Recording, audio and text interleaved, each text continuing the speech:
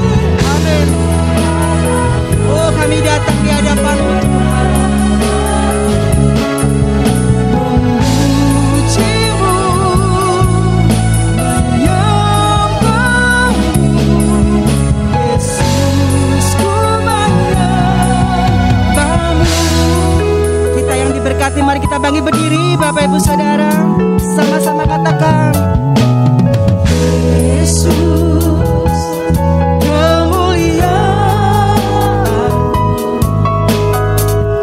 pulihkan hatiku. Yesus kemuliaan, berkati hidup.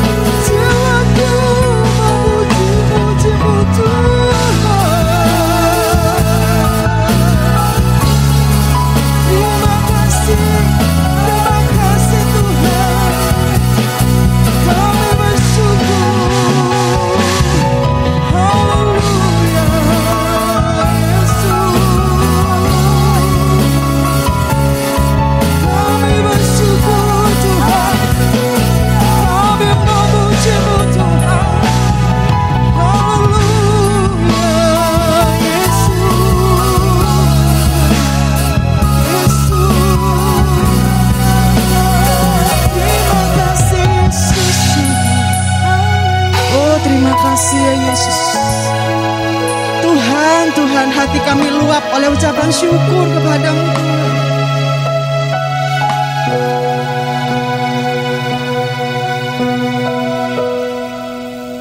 Yesus.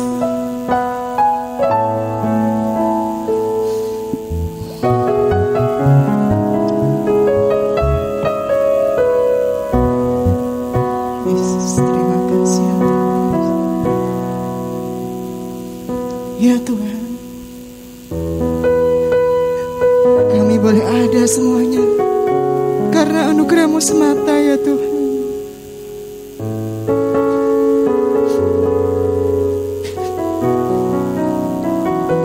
Yesus, terima kasih. Oh, terima kasih Tuhan. Engkau-lah yang memelihara kami Tuhan. Engkau yang memberkati kami Tuhan. Kami hidup oleh karena kemurahan-Mu semata Tuhan. Dan pagi hari ini kami rindu menaikkan ucapan syukur kami kepada-Mu ya Tuhan. Kiranya Engkau memuaskan kami dimanapun kami berada. Kami puas oleh lawatan hadirat-Mu. Terima kasih Bapa. Di dalam nama Yesus kami berdoa dan mengucap syukur. Haleluya. Amin, amin. Silakan duduk Bapak Ibu Saudara. Oh, sekali lagi shalom. Oh, haleluya. Saudara, kalau kita setiap hari connect dengan Tuhan melalui pujian kita, melalui renungan-renungan yang kita baca, maka kita akan merasakan ketenangan. Benar ya Saudara? Kita merasakan sukacita dan kekuatan yang baru karena kita tahu bahwa kita tidak sendirian. Kita mau naikkan pujian ini Saudara. Jiwaku tenang di dalam hadirat-Mu Tuhan. Jiwaku sungguh puas di dalam hadirat-Mu Tuhan. Oh, terima kasih.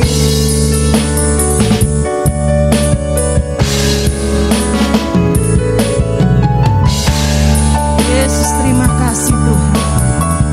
Kami mau senantiasa di dalam hadirat-Mu Tuhan.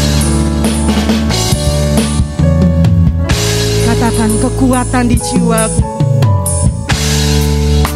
Kekuatan di jiwaku,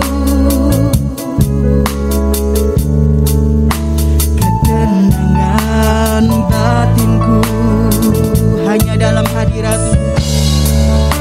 Ada dalam hadirat-Mu, ku menyembah-Mu. Katakan ku tersungkur di bawah kaki-Mu Tuhan. Tersungkur di kaki-Mu, rasakan hadirat-Mu Yesus. Takkan ku melepaskan-Mu, Kau cahaya bagiku. Mengiring-Mu seumur hidupku, masuk dalam rencana-Mu Bapa. Pikiranku, kehendakku, ku serahkan padamu. Harapanku hanya di dalam-Mu. Ku kan teguh bersama-Mu Tuhan. Jadikan ku bejana-Mu untuk memuliakan-Mu.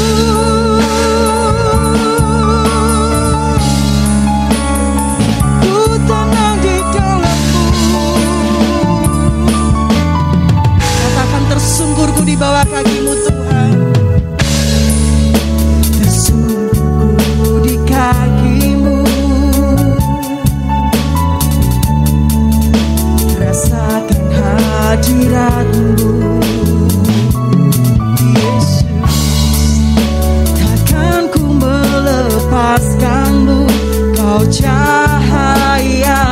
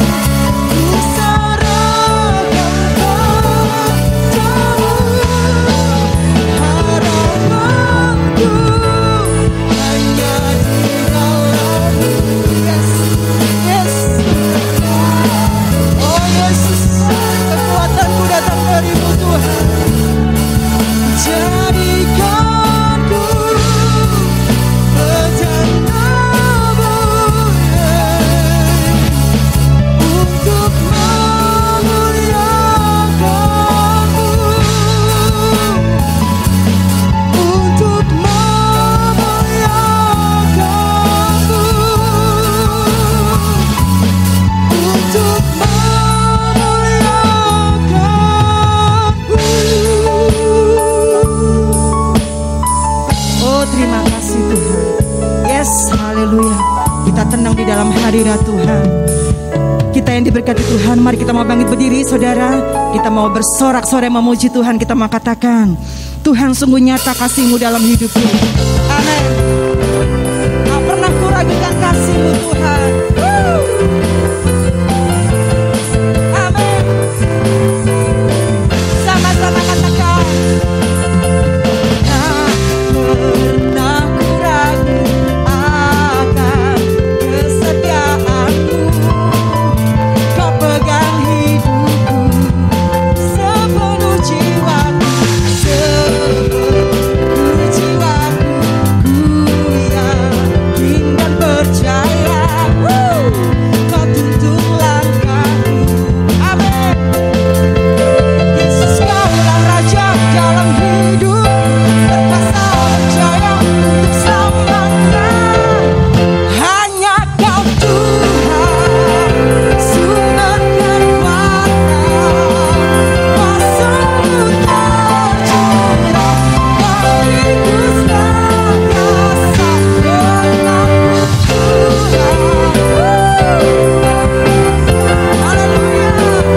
Dari kemuliaan sampai kemuliaan selamanya. Tak pernah kuragukan kasih-Mu dalam hidupku Tuhan.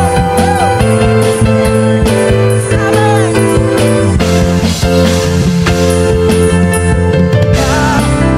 Tak pernah kuragu akan kesetiaan-Mu.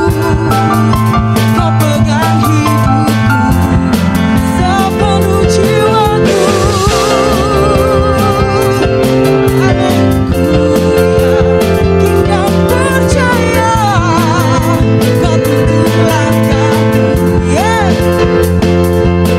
Yesus, Kaulah Raja dalam hidup, berkuasa percaya untuk selamanya. Yesus, Kaulah Raja dalam hidup, berkuasa percaya untuk selamanya. Hanya Kau Tuhan, sumber kekuatan, kuasa-Mu tercurah, bagiku senantiasa menampung Tuhan. Ku kan percaya dari kemuliaan sampai kemuliaan, dari kemuliaan sampai kemuliaan, dari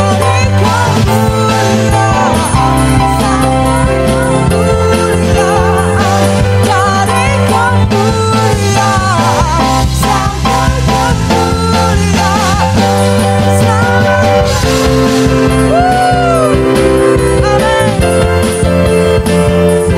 selamanya. Amin. Yes, haleluya.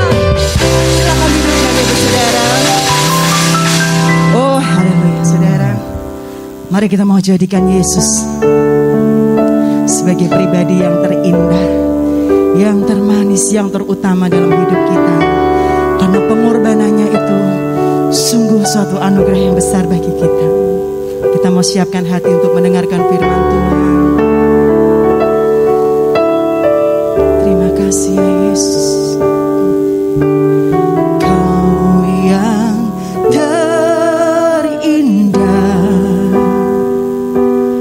di dalam hidup ini, tiada Allah Tuhan yang seperti Engkau, besar perkasa penuh kemuliaan.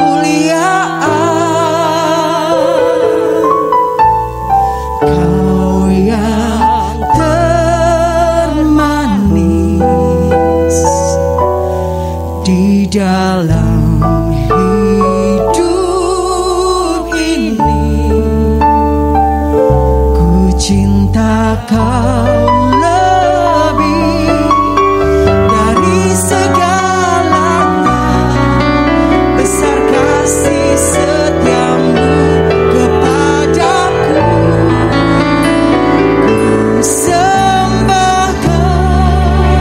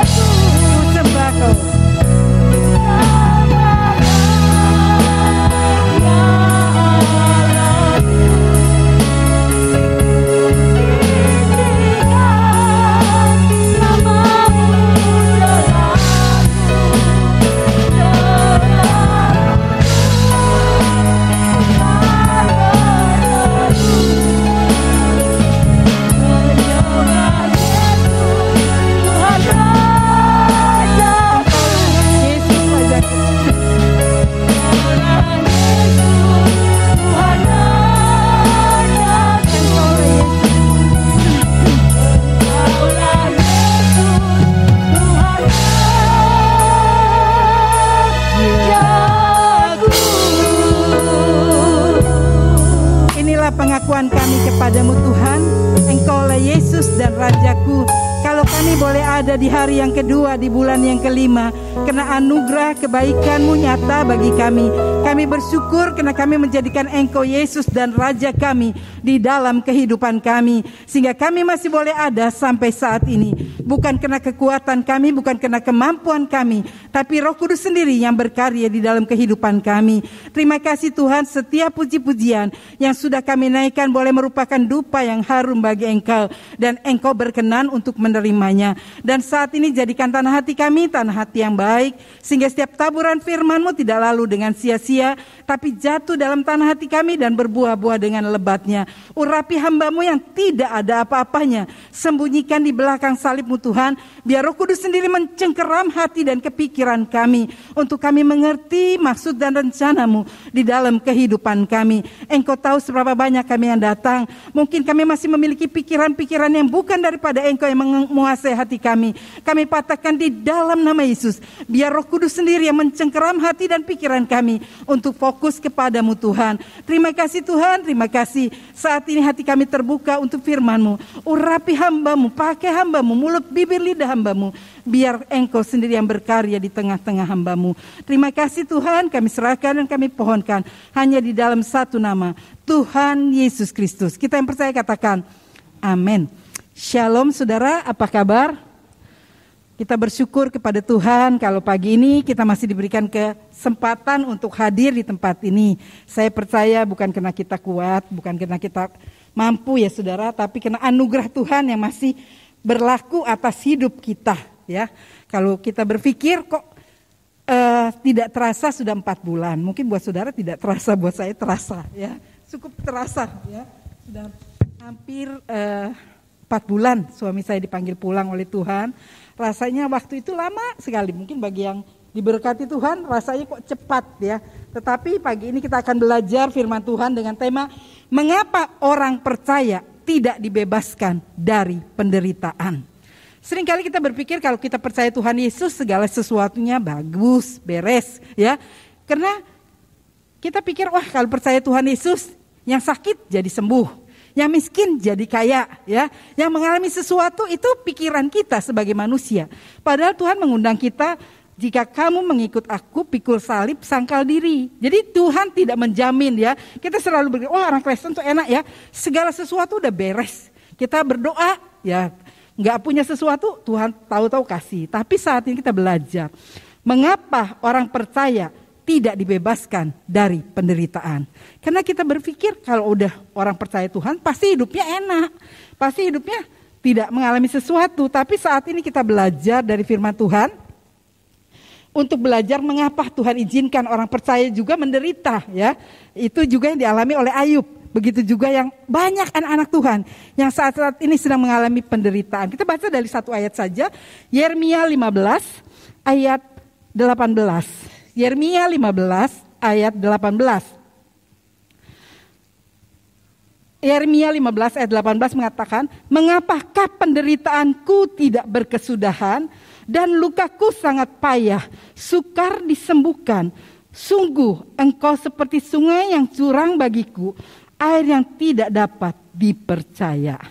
Dikatakan dengan jelas, mengapakah penderitaanku tidak berkesudahan dan lukaku sangat payah, sukar disembuhkan. Sungguh engkau seperti sungai yang curang bagiku, air yang tidak dapat dipercaya. Kita seringkali berpikir kenapa kita kok diizinkan Tuhan ya. Saya sendiri berpikir seperti itu. Saudara ya, kenapa? Baru kehilangan, kok bisa-bisanya jatuh ya. Kalau jatuh di kamar mandi mesti mending, kok jatuh. Saya kemarin baru dengar firman Tuhan, saya seringkali dengar dari Theophilus kalau saya nggak salah, dia berkata, Tuhan selalu pencobaan-pencobaan yang kita alami adalah pencobaan biasa yang tidak pernah melebihi kekuatan kita. Tak kala Allah izinkan, pasti ada jeda, nggak mungkin terus-terusan. Terus saya berpikir, wah berarti saya berdosa di hadapan Tuhan, belum selesai yang satu Tuhan izinkan, saya kok bisa tibo ya. Tetapi secara manusia kenapa? Dikatakan karena kita dipanggil untuk menderita bersama Kristus. Kenapa? Karena memang kita dipanggil untuk menderita bersama dengan Kristus. Di Filipi 1 ayat 29 berkata, sebab kepada kamu bukan saja untuk percaya kepada Kristus, melainkan juga untuk menderita untuk Dia. Jadi kita dipanggil bukan saja untuk percaya, tapi juga untuk menderita. Tuhan izinkan, kalau Tuhan sudah menderita, orang yang tidak berdosa. Jadi kenapa orang percaya tidak dibebaskan dari penderitaan? Karena memang kita dipanggil bukan saja untuk percaya kepada Kristus, melainkan juga untuk menderita untuk Dia. Ya, kita dipanggil bukan saja untuk percaya, tetapi untuk menderita bersama dengan Kristus. Mungkin saya memberikan satu ilustrasi yang sangat indah, di mana dikatakan ada seorang ibu. Kalau dulu mungkin saudara kenal dengan film Meteor Garden, ya. Meteor Garden itu namanya Tom Hanks ya. Saya dulu senang sekali waktu masih muda. Kenapa? Dia selalu berbuat onar, dia selalu berbuat masalah. Tetapi dia tidak pernah dihukum, karena orang tuanya menyuruh bawahannya untuk menyelesaikan masalah itu. Kalau dia pukulin anak, sampai anak itu babak belur masuk rumah sakit, dia tetap tidak dibebaskan karena tidak dihukum. Karena orang tuanya bisa memberikan uang, membiayainya. Nah, ada satu hari ada seorang anak yang begitu dikasih orang tuanya, dia berbuat salah, berantem sama temannya, dia memukul sampai orang itu meninggal karena ditusuk ya. Dia berpikir selama ini ibunya tidak pernah memberitahu dia kalau perbuatan dia itu salah. Karena ibunya selalu menyelesaikan masalah. Sehingga pada suatu hari anak ini harus dipenjara. Dan ibunya karena begitu mengasihi anaknya, ibunya rela dia menjadi penyapu jalan dekat sel anaknya itu di penjara, sehingga anak itu bisa melihat. Dia berkata, "Ibu, saya baru tahu kalau ibu itu tidak sayang dengan saya." Ibunya kaget. Karena selama ini anaknya selalu, ibunya itu apa permintaan anaknya selalu diberi. Apa keinginan anaknya selalu diberi. Saya baru tahu bahwa ibu tidak sayang saya. Kenapa? Karena saya baru mengerti kalau saya membunuh, menyakiti orang, itu saya bersalah. Tetapi ibu tidak pernah beritahu saya bahwa itu salah. Saat ini saya di penjara baru saya mengerti bahwa ibu tidak sayang saya. Jadi apa yang saya harus boleh lakukan dan tidak boleh saya lakukan, ibu tidak pernah kasih tahu saya bahwa perbuatan saya itu salah. Ibunya menangis. Seringkali kita sebagai orang tua saking sayangnya kepada anak kita nggak pernah tegur anak kita kalau dia berbuat salah. Kita pikir udah nggak apa-apa, nanti diselesaikan. Orang tuanya yang selalu menyelesaikan masalahnya. Sehingga kita dipanggil bukan hanya untuk percaya, tapi kita juga dipanggil untuk menderita bersama dengan Dia. Dikatakan Allah memakai penderitaan untuk mendidik kita. Kenapa? Karena Allah memakai penderitaan itu untuk mendidik kita. Bukan hanya, wah kalau anak yang dikasihi pasti dihajar. Gak mungkin anak yang dikasihi, ya dia main api, ya dikasih aja beling ke kobongan. Ya, biar aja, dikasih aja permintaannya. Tidak. Orang tua yang mengasihi anaknya, pasti dia mendidik anaknya. Saya ingat orang tua saya keras kalau mendidik saya. Kalau anak sekarang memang bukan zamannya. Sekarang ada HAM. Kalau orang tua pukul anak aja bisa dipenjara ya. Kalau dulu, wah, orang tua pikir kalau anak itu miliknya dia, mau dipukul boleh, sampai bahkan ada yang mati. Tapi sekarang nggak boleh ya. Kalau saya melihat kalau di luar negeri, ibunya belanja, anaknya tinggal di mobil aja, lagi tidur, orang tuanya bisa kena sanksi, masuk penjara. Tetapi kalau kita tidak mendidik anak kita menjadi anak yang lebih baik, mengerti ini salah, ini betul, ini baik, ini salah, ya kita dinamakan anak-anak gampang. Ya, kalau di dalam perjanjian Ibrani mengatakan kita dikatakan sebagai anak-anak gampang yang tidak, kalau memang kita anak-anak Allah, kita pasti dididik oleh Allah untuk mengerti mana yang salah dan mana yang benar. Allah memakai penderitaan untuk mendidik kita. Dalam Wahyu 3 ayat 19 mengatakan, barang siapa yang kukasihi, kutegur dan kuhajar, dididik dan dilatih. Di dalam Wahyu 3 ayat 19 mengatakan, barang siapa yang kukasihi, kutegur dan kuhajar, dididik dan dilatih. Kalau kita mengasihi anak kita, pasti kita akan didik dia masih kecil. Karena itu orang tua ya, kalau masih punya anak masih kecil-kecil jangan seperti sekarang, biarin aja. Ya, karena orang tua saking sibuknya dia tidak mendidik anaknya dengan baik. Dia membiarkan anak-anaknya terserah ya.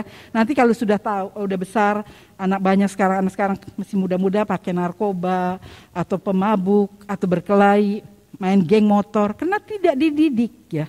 Orang tua mungkin terlalu sibuk. Orang tua yang mengasihi anaknya pasti mendidik anak-anaknya. Ibrani 12 ayat 5b sampai dan 10 dikatakan, Ibrani 12 ayat 5a, hei anakku, janganlah anggap enteng didikan Tuhan dan janganlah putus asa apabila engkau diperingatkannya. Firman Tuhan mengajarkan kepada kita, hei anakku, janganlah anggap enteng didikan Tuhan dan janganlah putus asa apabila engkau diperingatkannya. Ayat 6, karena Tuhan menghajar orang yang dikasihinya dan ia menyesah orang yang diakuinya sebagai anak. Kalau anak tetangga pasti saudara gak akan pukul. Terserah aja itu anak tetangga. Tetapi kalau anak saudara berbuat salah, pasti saudara akan mengingatkan dia, kamu jangan begitu. Ya, kalau saudara melihat anak saudara ngambil buah di pohon tetangga, saudara pasti akan ingat, jangan seperti itu. Orang tua yang baik pasti begitu. Tapi kalau orang tua yang enggak baik, ya benar ambil aja, ya itu lain ya. Tetapi pasti dididik. Kalau anak tetangga biarin aja, bukan anak saya ini ya. Dikatakan Tuhan mengajar kita kenapa? Karena dikatakan karena kita dipanggil untuk menderita bersama dengan Kristus. Juga nomor kedua, Allah memakai penderitaan untuk mendidik kita. Jadi yang pertama, mengapa orang percaya tidak dibebaskan dari penderitaan? Yang pertama, karena kita dipanggil untuk menderita bersama dengan Kristus ya. Di Filipi 2 ayat 29, kepada kamu bukan saja dipanggil untuk percaya kepada Kristus, melainkan juga untuk menderita untuk Dia. Juga yang kedua, Allah memakai penderitaan untuk mendidik kita ya. Di dalam Wahyu 3 ayat 19, barang siapa yang kukasihi, kutegur, kuhajar, didikan dan dilatih. Ibrani 12 ayat 9a 9b mengatakan dengan jelas, orang yang diakuinya sebagai anak dihajar dan disesahnya. Juga 1 Petrus 1 ayat 7, maksud semuanya itu dikatakan ialah untuk membuktikan kemurnian imanmu yang jauh lebih tinggi nilainya daripada emas yang fana, yang diuji kemurniannya dengan api, sehingga kamu memperoleh puji-pujian dan kemuliaan dan kehormatan pada hari Yesus Kristus menyatakan dirinya. Jadi hajaran didikan Tuhan untuk mengajar kita untuk percaya kepada Tuhan. Bukan kita udah deh, pada saat seperti itu mungkin kita lebih menjauhkan diri. Ada ikut Tuhan kok seperti ini, ikut Tuhan kok Tuhan izinkan saya menderita, ikut Tuhan kok Tuhan izinkan saya harus seperti ini ya. Gak berhenti-berhenti percobaan, masalah. Kalau ujian, pergumulan pasti terus menerus saudara ya. Sampai Tuhan izinkan, Tuhan rasa wah udah cukup murni ya, sudah cukup. Ya, tapi kalau belum Tuhan izinkan sesuatu terjadi dalam kehidupan kita, jangan kita mulai jauh dari Tuhan. Tuhan, kalau gitu saya nggak mau setia lagi. Ya, kalau kita dekat dengan Tuhan, kita bersandar kepada Tuhan. Pada saat kita dididik, kita boleh mengerti bahwa Tuhan memberikan yang terbaik dalam kehidupan kita, bukan sesuatu yang buruk. Karena Tuhan memiliki rencana yang indah di dalam kehidupan kita. Melalui didikan-didikan yang Tuhan berikan, saya waktu itu berpikir, kenapa kok terus-terusan ya, seperti waktu Pak Tommy nggak ada, tahu-tahu banjir yang seumur-umur nggak pernah banjir di Puri, terus banjir juga di Pekunden. Saya berpikir terima kasih Tuhan untuk semua yang Engkau izinkan. Anak saya berkata seumur-umur nggak pernah ya Pekunden banjir. Pengerja yang tinggal di situ aja berkata nggak pernah. Itu sampai masuk 20 cm saudara. Jadi harus dibongkar semua, benar-benar baunya luar biasa. Sampai waktu Gideon datang, dia bilang, wah bau tante ya, mesti dibongkar. Di situ saya baru mengerti, Tuhan izinkan semua itu supaya saya tidak fokus kepada penderitaan saya. Supaya saya tidak fokus kepada kesusahan saya karena kehilangan suami. Dengan itu saya mulai berpikir, ini apa yang harus saya lakukan, ini apa yang harus saya perbuat untuk menghadapi semua ini ya. Padahal di sini dikatakan juga ada sesuatu, dan saya berkata terima kasih Tuhan, Engkau baik, sangat baik dan teramat baik. Saya mengerti kalau saya mungkin nggak mengalami semuanya itu, saya akan, wah kenapa ya? Saya akan bertanya, bukankah Tuhan bisa menyembuhkan? Bukankah Tuhan bisa menghindari? Tetapi saya di situ berkata terima kasih untuk semua yang Engkau izinkan. Saya percaya Tuhan memiliki rencana yang indah di dalam kehidupan saya.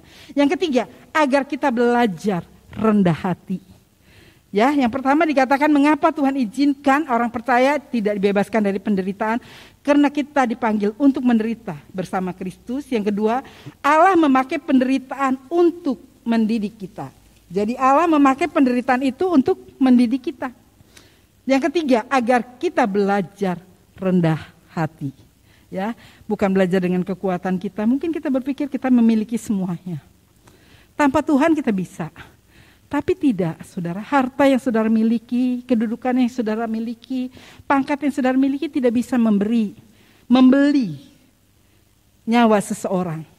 Saya ingat waktu suami saya masuk rumah sakit, saya sering berkata kepada dokternya, tolong berikan yang terbaik. Ya. Obat-obatan berikan yang terbaik buat suami saya supaya dia sembuh. Ya. Tetapi pada waktu dia dipanggil pulang dan situ saya melihat apa yang saya miliki tidak bisa membeli kehidupan seseorang. Walaupun kita berusaha, dia berkata harus pakai antivirus. Ya, saya bilang pakai aja, nanti saya bayar. Saya transfer. Lalu bilang pakai plasma Bu biar cepat. Iya, saya ngikut aja. Harus transfer, saya transfer. Tapi udah 3 hari saya bayar untuk plasma, kok nggak dipakai-pakai? Bu, nggak ada di PMI. Mungkin ibu punya kenalan, ya saya umumkan di Perwil. Lalu ada 2 pendeta yang bersedia untuk menjadi donor plasma, karena dia baru sembuh 1 bulan.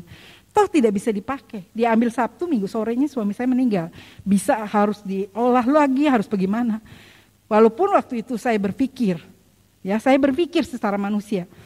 3 hari dalam kondisi stabil. Ya, 37. Terus oximeternya 94-95. Secara manusia saya tinggal tunggu kepulangannya dia.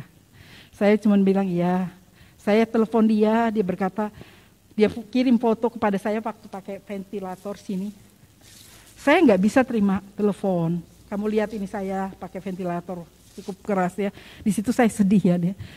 Pakai ventilator sudah dikencang situ ya udah berarti dia nggak bisa terima telepon. Cuma dia bilang kalau WA tolong kirimkan pakaian. Paginya saya suruh David mesti antar ke sana, tapi sorenya malam itu saya terima kalau dia sudah tidak ada. Ya, secara manusia saudara, apa yang kita miliki tidak bisa membeli, tidak bisa menyembuhkan, tidak bisa menolong. Hanya Tuhan. Ya, kalau memang sudah waktunya Tuhan tidak ada. Tuhan izinkan segala sesuatu terjadi agar kita belajar rendah hati. 2 Korintus 1 ayat 8 sampai 10 berkata, sebab kami mau saudara-saudara supaya kamu tahu akan penderitaan yang kami alami di Asia kecil. Beban yang ditanggungkan atas kami adalah begitu besar dan begitu berat sehingga kami telah putus asa juga akan hidup kami. Bahkan kami merasa seolah-olah kami telah dijatuhi hukuman mati. Tetapi hal itu terjadi supaya kami janganlah menaruh kepercayaan pada diri kami sendiri. Tetapi hanya kepada Allah yang membangkitkan orang-orang mati. Dari kematian yang begitu ngeri, Ia telah dan akan menyelamatkan kamu kepadanya. Kami menaruh pengharapan kami bahwa Ia akan menyelamatkan kami lagi. Saudara, dikatakan agar kita belajar rendah hati. Di dalam 2 Korintus 1 ayat 8, 10. Supaya tidak bersandar pada kekuatan sendiri. Menyadari bahwa Tuhanlah satu-satunya sandaran hidup kita. Jadi kita tidak menyadarkan keadaan kita hanya kepada diri kita sendiri, kepada milik kita, kepada kemampuan kita.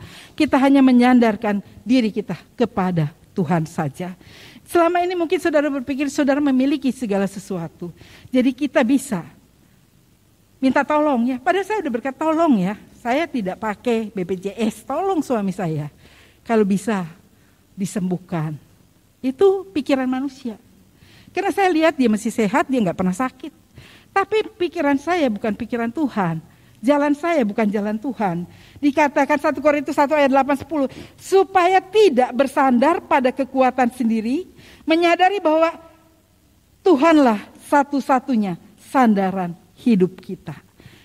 Kita harus menjadikan Tuhan satu-satunya sandaran kehidupan kita. Bukan apa yang kita miliki. Bukan apa yang kita punya. Tetapi Tuhanlah sandaran hidup di dalam kehidupan kita.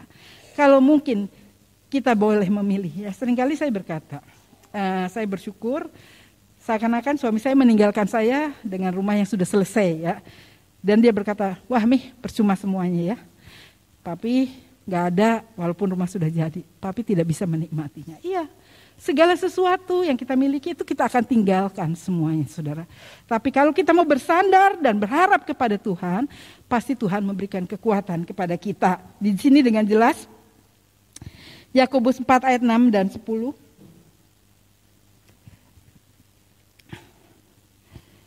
Yesaya 57 ayat 15. Sebab beginilah firman yang maha tinggi dan yang maha mulia, yang bersemayam untuk selama-lamanya dan yang maha kudus namanya. Aku bersemayam di tempat tinggi dan di tempat kudus, tetapi juga bersama orang-orang yang remuk dan rendah hati, untuk menghidupkan semangat orang-orang yang rendah hati dan untuk menghidupkan hati orang-orang yang remuk. Tuhan tinggal bersama kita. Tuhan diam bersama orang-orang yang remuk dan rendah hati. Asal kita mau menyerahkan hidup kita kepada Tuhan. Jadi mengapa orang percaya tidak dibebaskan dari penderitaan? Karena kita dipanggil untuk menderita bersama dengan Kristus. Yang kedua, Allah memakai penderitaan untuk mendidik kita. Supaya kita sungguh-sungguh enggak di dalam Tuhan. Ya, jangan sampai kena penderitaan kita meninggalkan Tuhan. Kalau kita melihat banyak di Alkitab, contohnya seperti Elimelekh. Elimelekh pada waktu dia mengalami kelaparan, dia bersama keluarganya pergi ke Moab, meninggalkan Bethlehem yang berarti rumah roti. Pada saat dia di sana, suaminya dipanggil pulang. Lalu dia hidup dengan 2 anaknya selama 10 tahun. Ya, anaknya nikah dengan orang Moab, ya Orpa dan Ruth. Tetapi sesudah 10 tahun, anak dua anaknya dipanggil pulang oleh Tuhan.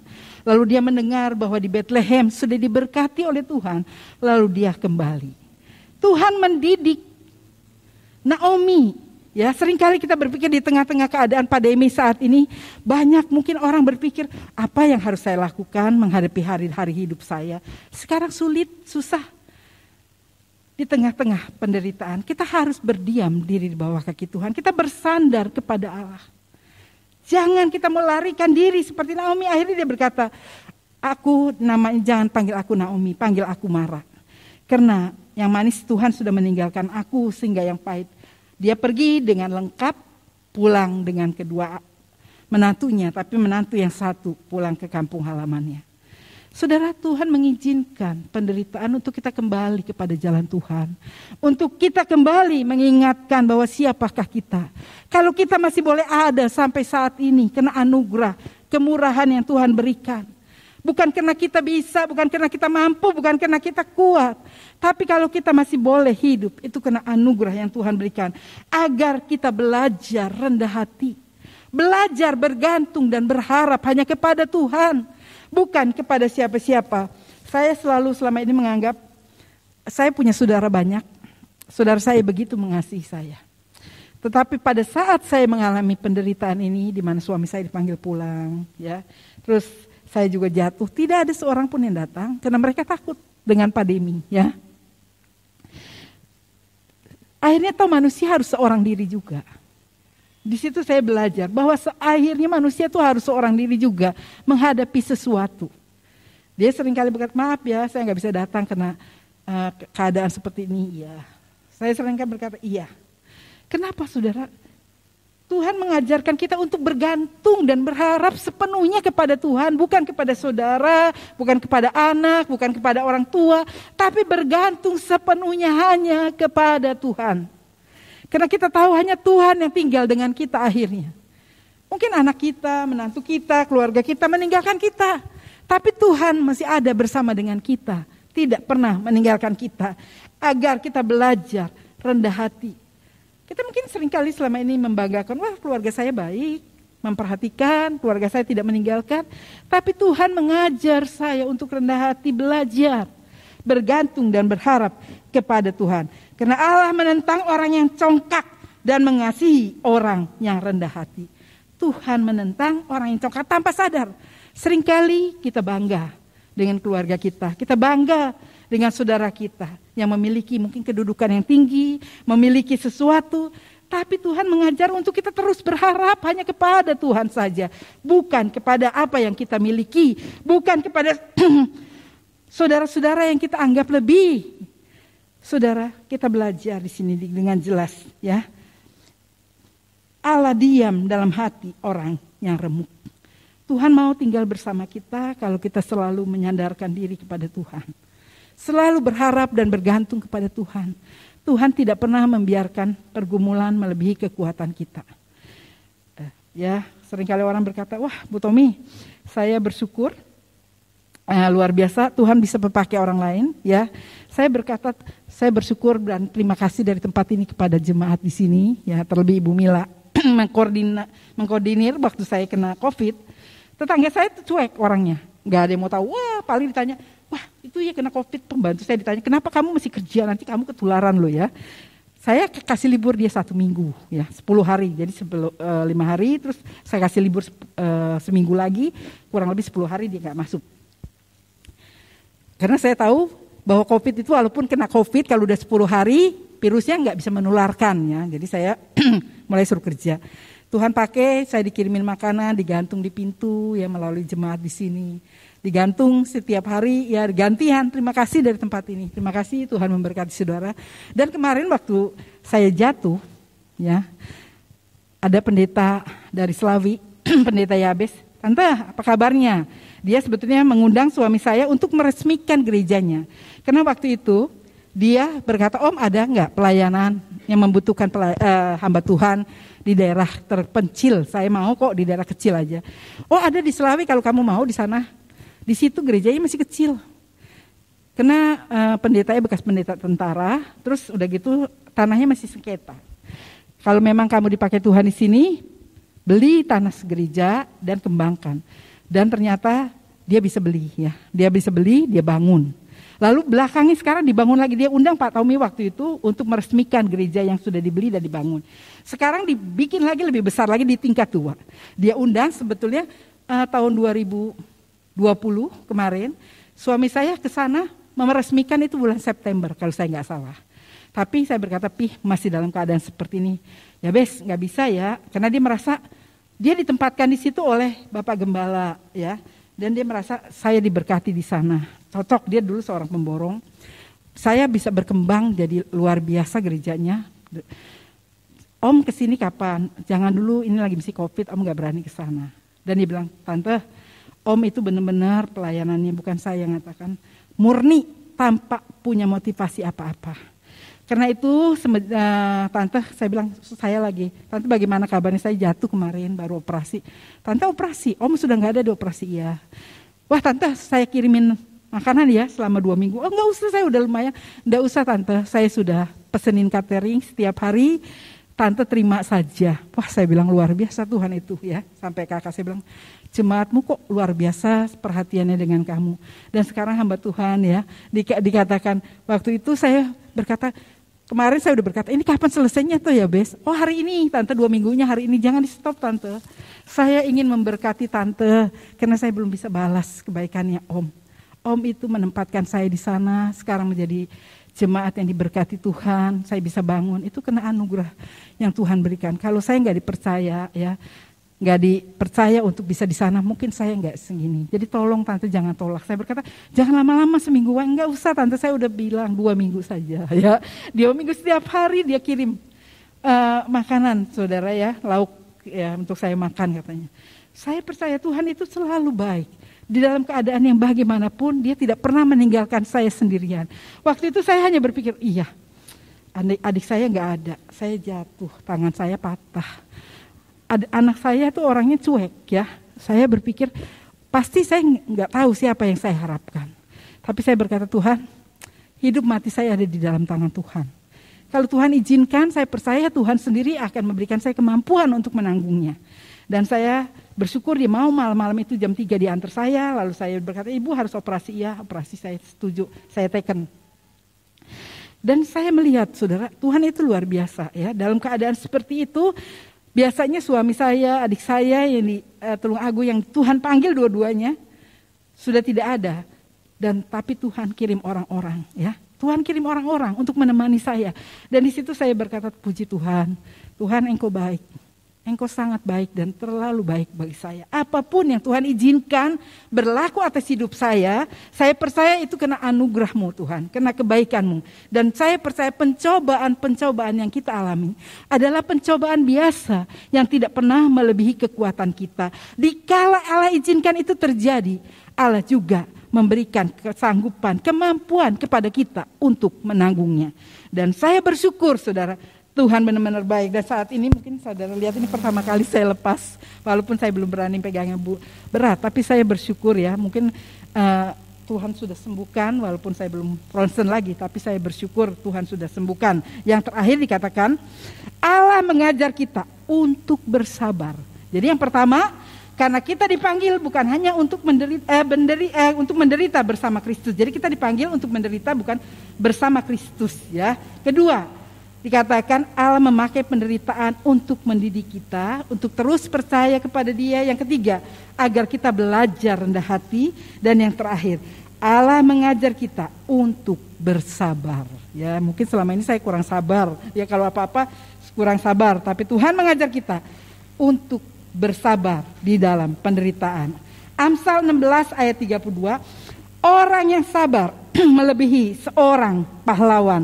Orang yang menguasai dirinya melebihi orang yang merebut kota. Jadi dikatakan dengan jelas, orang yang sabar melebihi seorang pahlawan.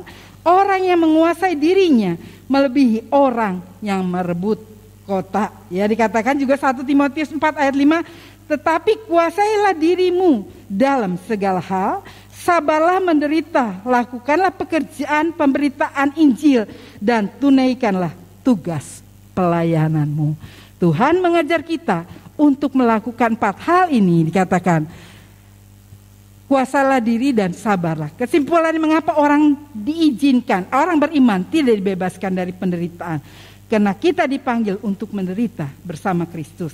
Allah mendidik kita melalui penderitaan agar kita belajar rendah hati. Allah mengajar kita untuk bersabar. Jadi kalau saat ini saudara mengalami sesuatu, jangan mutung. Jangan lalu, udah gak ke gereja lagi. Kenapa Tuhan izinkan? Karena Tuhan lebih dahulu menderita. Dia tidak berdosa, dijadikan dosa. Sebentar kita akan makan, minum perjamuan suci. Itu tanda kasih Tuhan kepada kita. Dia rela. Seharusnya kita yang dihukum, tapi Dia rela menggantikan penderitaan kita di atas kayu salib. Dan jika kita makan, minum perjamuan suci, kita kembali dipersatukan oleh Allah. Yang sakit bisa disembuhkan karena saudara percaya. Oleh bilur-bilurnya kita semua disembuhkan. Yang susah dihiburkan, yang mulai letih lesu, mulai lemah imannya, kembali dipulihkan. Kalau kita mau tetap dekat kepadanya, melekat kepada Tuhan. Dan dalam keadaan seperti ini, mungkin saudara berpikir kalau kita percaya Tuhan, kita banyak mendengar hamba Tuhan, siapa yang percaya Tuhan, yang sakit disembuhkan, mukjizat terjadi. Orang miskin jadi kaya, kalau nggak diberkati berarti ada dosa. Bukan saudara, Tuhan memanggil kita, Tuhan berkata, jika engkau mau mengikut aku, pikul salib sangkal diri. Itu pikul salib sangkal diri itu enggak enak. Tapi Tuhan mengajar supaya kita diakuinya sebagai anak-anaknya. Bukan anak-anak gampang yang kita diizinkan, nggak mau tinggalin Tuhan. Tidak. Belajar untuk selalu mengucap syukur di dalam segala keadaan. Karena itu yang Tuhan inginkan dari kehidupan kita. Untuk kita tetap setia menjadi orang-orang Kristen yang dewasa. Pada saat pencobaan, pada saat pergumulan datang, kita sudah siap. Bukan karena kita siap, mungkin bisa atau kita mampu. Tidak. Karena Tuhan sudah mengizinkan, mendidik kita, memproses kita. Sehingga pada saat itu terjadi, kita siap. Dan Tuhan akan berkata pada saat Tuhan datang, sabas hambaku yang setia, masuklah ke dalam perhentian bersama-sama aku di rumah Bapa. Biarlah saudara renungan firman Tuhan. Mungkin kalau saudara berpikir, iyalah percuma ikut Tuhan, saudara mulai gak ke gereja lagi, mulai meninggalkan Tuhan. Jangan saudara, biarlah kita tetap setia di dalam Tuhan. Biarlah renungan firman Tuhan ini mengingatkan kita untuk terus lebih dekat, melekat kepada Tuhan. Amin. Saya undang pemain musik.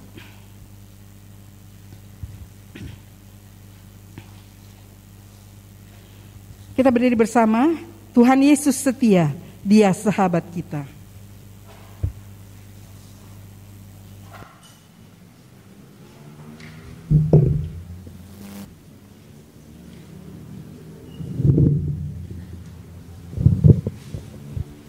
Haleluya.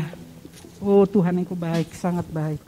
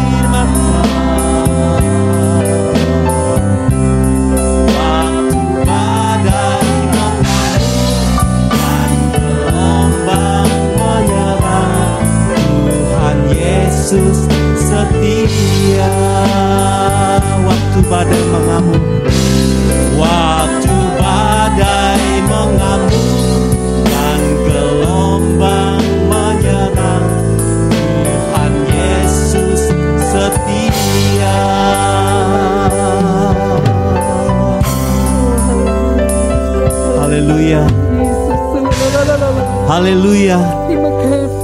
Oh Bapa di dalam sorga, Bapa yang sangat mengasihi kami,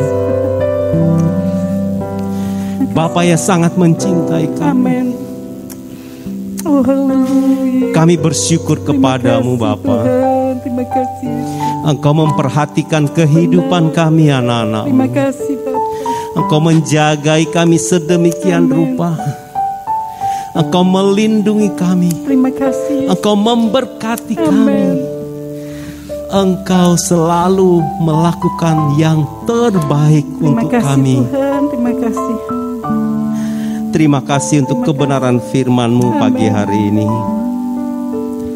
Engkau mengingatkan kami bahwa segala sesuatu yang terjadi dalam hidup kami ada di dalam kendali. Benar Tuhan.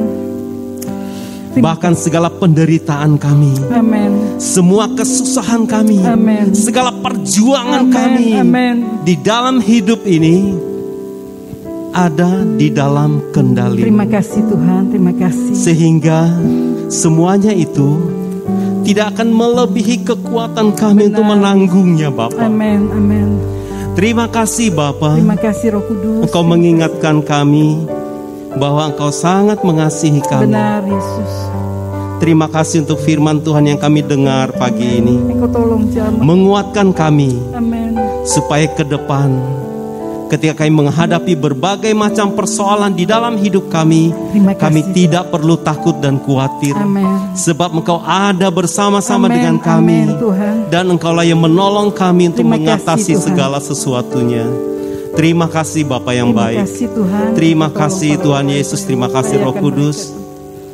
Bapa, Terima berkati kasih. Ibu Gembala yang sudah menjadi kasih, saluran Tuhan. berkat hari ini. Biarlah Tuhan terus memberkati Terima hidup Ibu kasih, Gembala. Yesus. Terima Memberi kekuatan, kesehatan dan Amin. kemampuan. Amin. Tubuh, jiwa dan rohnya dipelihara sempurna Amin. oleh-Mu Bapa. Dan Kau terus tambahkan hikmat dan bijaksana Terima kasih, sorgawi Tuhan. untuk menyampaikan kebenaran firman, Terima kasih, sehingga Roh Kudus. kami jemaat Tuhan senantiasa diberkati di dalam Terima pelayanan kasih, Ibu Yesus. Gembala. Terima kasih. Berkati anaknya Alfred, Amin. berkati kehidupan mereka sehari-hari, semua dalam pimpinan Tuhan. Terima kasih Tuhan. Bapa, terima kasih.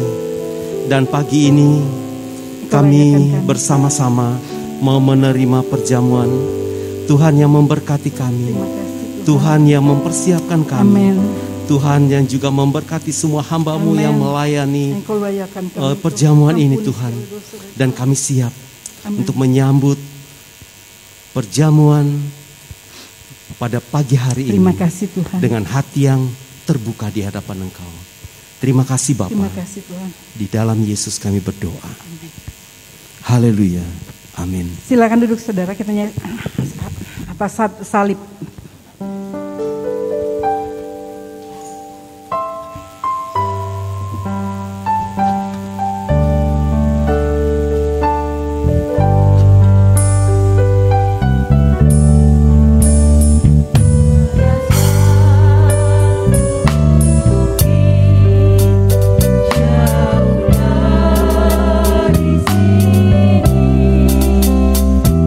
Lihat salib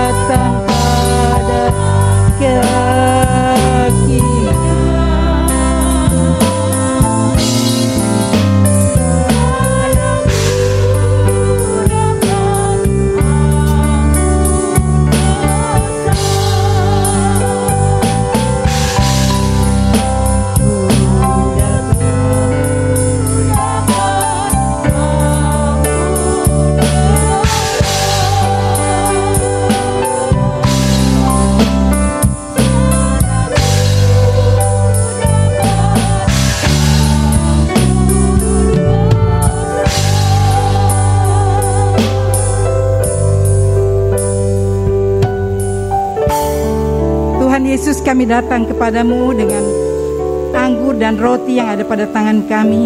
Sebelum kami makan dan minum perjamuan suci, Engkau kuasa bubuh berkat di dalamnya sehingga mendatangkan kekuatan bagi tubuh kami. Ampuni segala dosa dan kesalahan kami. Layakan kami Tuhan. Kami boleh mengenang kasih-Mu yang luar biasa di mana Engkau mati bagi kami. Engkau Tuhan terpaku bagi kami karena dosa-dosa kami. Ampuni kami, ajar kami menghargai pengorbanan-Mu yang luar biasa bagi kami. Dan saat ini Tuhan, Engkau ampuni dan layakan kami. Sebelum kami makan dan minum, Engkau bubuh berkat di dalamnya. Karena kami tahu jika kami makan perjamuan suci ini, yang sakit boleh disembuhkan, yang susah dipulihkan, yang mulai tawar imannya diteguhkan kembali. Karena itu tolong kami Yesus, layakan kami, pakai kami semua Tuhan, untuk kami boleh berlayak pada pagi hari ini, bersekutu dengan Engkau melalui perjamuan yang suci. Saudara, angkat kedua roti saudara, kita dengar pembacaan firman Tuhan sebelum kita makan bersama-sama. Sebab apa yang telah kuteruskan kepadamu telah aku terima dari Tuhan, yaitu bahwa Tuhan Yesus pada malam waktu Ia diserahkan mengambil roti, dan sesudah itu Ia mengucap syukur atasnya. Ia memecah-mecahkannya dan berkata, inilah tubuhku yang diserahkan bagi kamu. Perbuatlah ini menjadi peringatan akan aku. Saudara percaya? Dalam nama Yesus kita makan bersama.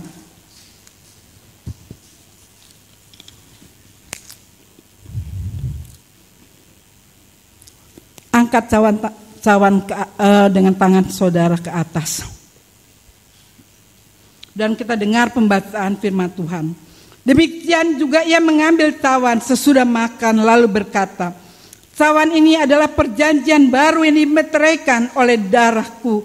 Perbuatlah ini setiap kali kamu meminumnya menjadi peringatan akan aku. Saudara percaya? Kita minum dalam nama Yesus.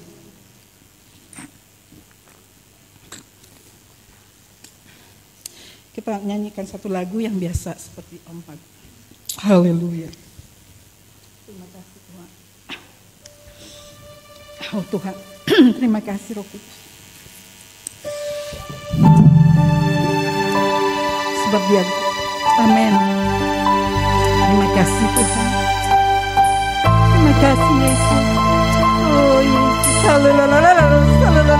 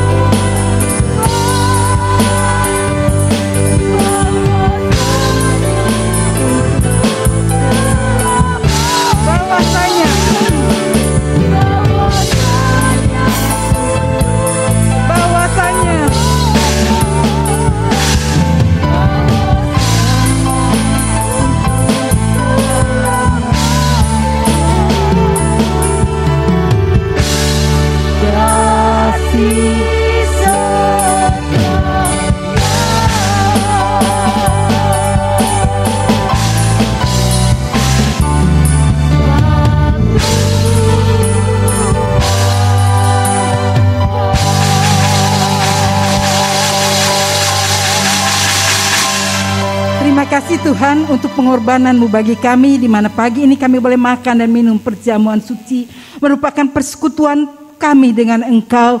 Kami percaya Tuhan, melalui persekutuan ini kami yang lemah imannya kembali dikuatkan, yang sakit disembuhkan, yang susah Tuhan kembali kami boleh dihiburkan, yang putus asa Engkau berikan kami kekuatan baru menghadapi hari-hari hidup kami di hari yang baru, di bulan yang baru, pada bulan kelima ini Tuhan, karena kami tahu Engkau selalu ada bersama dengan kami.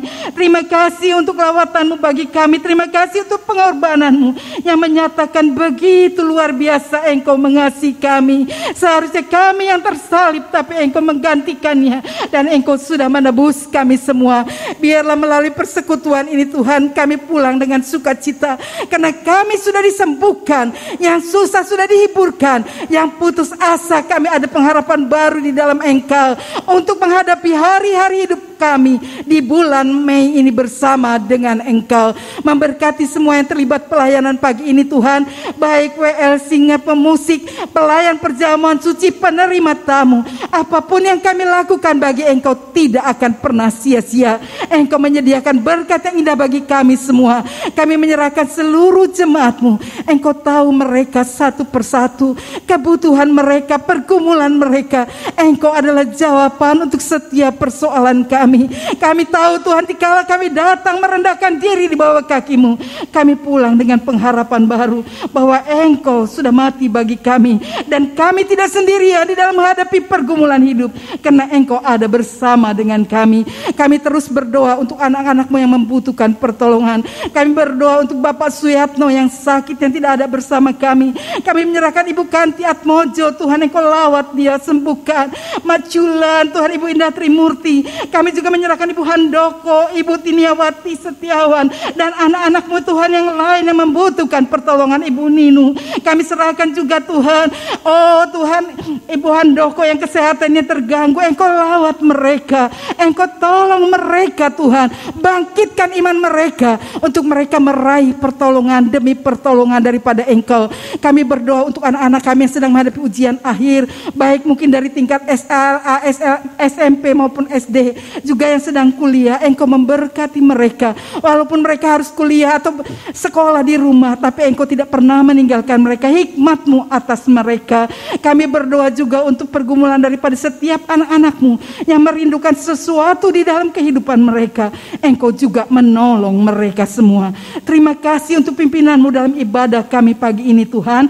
Kami percaya kami tidak pulang dengan sia-sia, karena Engkau sudah melawat kami. Dan jika sebentar anak-anak-Mu membawa persembahan, biar Engkau sendiri yang memberkati mereka, baik persembahan tantangan, persembahan syukur maupun persembahan persepuluhan.